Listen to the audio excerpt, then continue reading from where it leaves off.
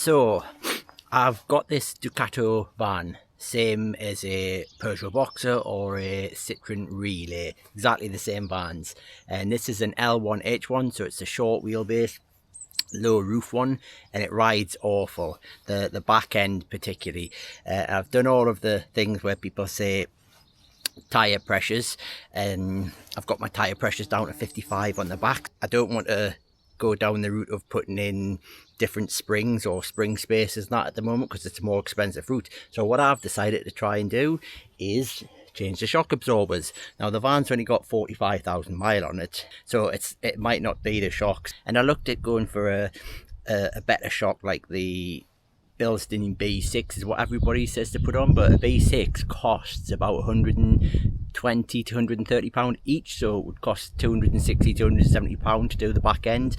I've decided to, instead of that, I'm gonna put these on, the Bilstein B4s, which are a factory replacement but supposed to be a little bit better than stock, and they're 60 quid each, so the whole thing's 120 quid, and it's 4 bolts to do it. So I'm going to try that first and see how it works, and I'll let you know how it rides. Before we do, we'll go for a quick run in it and give you a quick before of what it sounds like. Right, so we're approaching the bit of road now. I think it's a 40-mile-an-hour road, but it's a B road. When you look at it, I'll show you. It's just a typical smooth looking B road. But here we go. Can't see any potholes or anything, but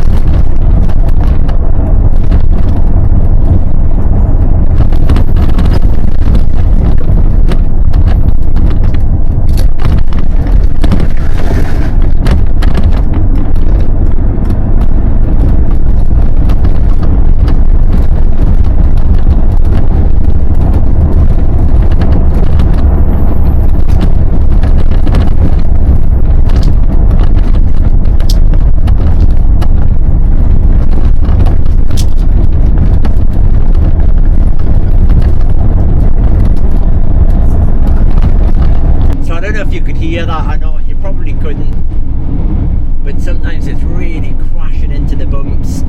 So we'll see what happens when we change these shocks over, and if it makes any difference at all. I hope so, and if not, it's not been an expensive thing, and it's a relatively easy job. 4 bolts I think it is. Right, let's get home and get the new shocks on. So there you go. It's hard to tell on the video for you, but I know that it feels bloody awful. Anyway, we'll see if this makes a difference. So I'm going to quickly try and get these changed, and my thoughts are I'm going to try and do it without taking the wheels off. I know it's not hard to take the wheels off, but it's just more faff, which I don't want to do. So I'm going to have a quick go and see if I can do it without taking the wheels off. So to do that, what I've done is jacked it up, but the weight is still on the wheel.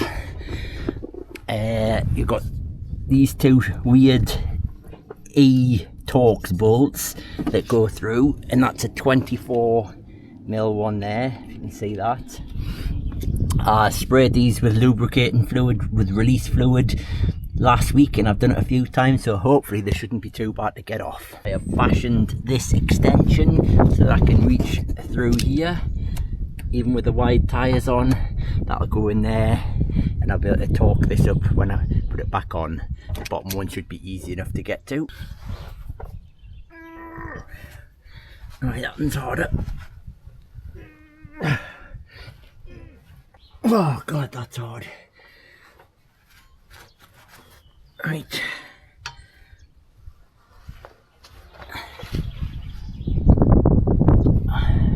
So this one's proven harder to get off. I'm going to put even bigger extension bar on. A scappy bar.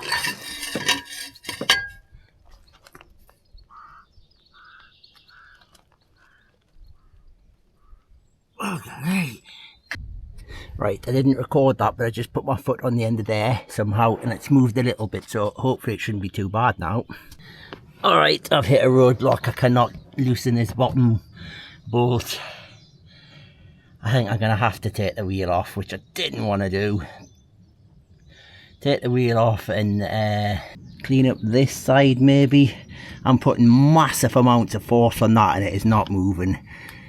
So maybe I need to get a wire brush on this side. Right, I've given up on that side for now and I've moved to this side because I have managed to get both of these loose.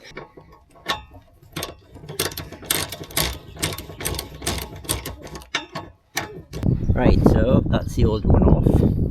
It doesn't seem too bad, but I'm going to show you, give you a quick compression test and show you.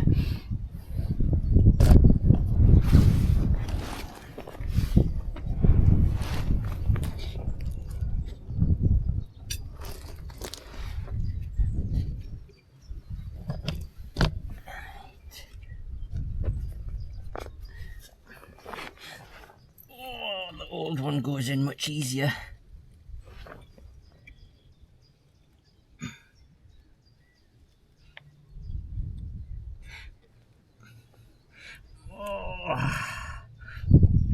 Right, that's them both down. Let's see how quick they return.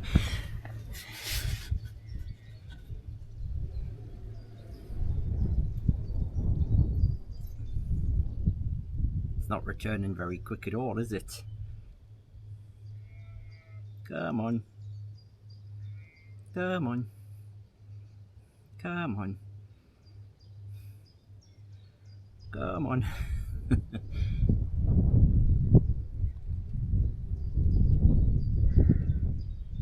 There we go. So maybe it is past its best.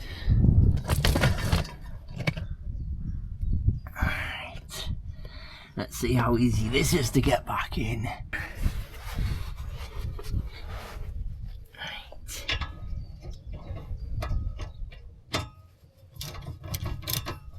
Lining it up is a bit of a bugger as well. I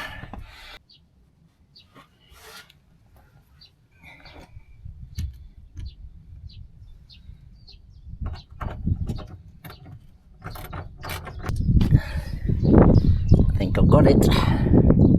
Right, I'm going to tighten these up and then try and torque them up.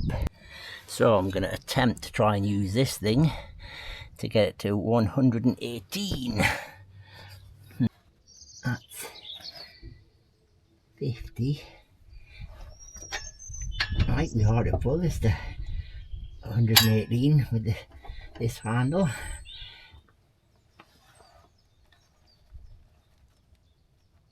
90.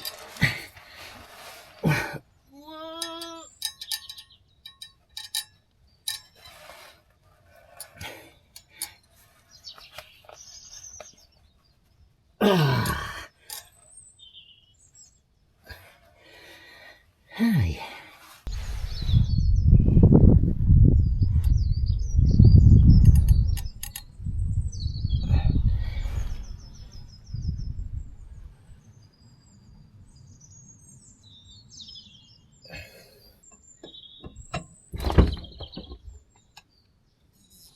Right, so that is it on. Whether or not it'll make a difference, we'll soon find out. Still got that other side to do. You can see there's definitely a gap in the bump stop, so are the leaf springs worn out? Maybe. But like I say, this is the cheapest and easiest option, so we'll try this one first. Alright, same bit of road, new suspension on. Let's see how it goes.